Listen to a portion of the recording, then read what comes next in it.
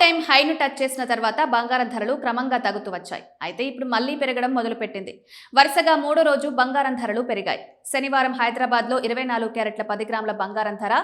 1360 పెరిగింది. ప్రస్తుతం 1,29,820 రూపాయలకు చేరింది.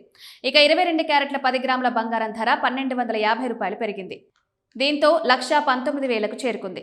కేజీ వెండి ధర 1,92,000కు చేరింది. పెళ్లిళ్ల సీజన్ మొదలు కావడంతో మళ్లీ బంగారం ధరలకు రెక్కలొచ్చాయి. డాలర్తో పోలిస్తే రూపాయి ధర క్షీణించడం కారణంగా బంగారం ధరలు పెరుగుతున్నట్లు ట్రేడ్ పండితులు అంచనా వేస్తున్నారు. బంగారం ధరల పెరుగుదల వెనుక అంతర్జాతీయ కారణాలు కీలకం. అమెరికా ఫెడరల్ రిజర్వ్ తదుపరి మీటింగ్లో ఆసక్తి రేట్లు 25 బేసిస్ పాయింట్లు తగ్గించే అవకాశం ఉందని మార్కెట్ నిపుణులు అంచనా వేస్తున్నారు. ఇది బంగారంను సురక్షిత పెట్టుబడి ఎంపికగా మార్చింది. జియోపాలిటికల్ టెన్షన్లు, డాలర్ ఇండెక్స్ లో క్షీణత కూడా ధరలను పెంచాయి. ఎంసీఎక్స్ డిసెంబర్ ఫ్యూచర్స్ కాంట్రాక్ట్ లో బంగారం ధర 1,26,920కి చేరడం ద్వారా ఈ ట్రెండ్ స్పష్టమవుతోంది.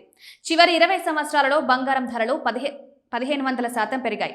2005లో 10 గ్రాములకు 7,638 రూపాయలుండగా 2025 సెప్టెంబర్ నాటికి 1,25,000 పైగా చేరాయి.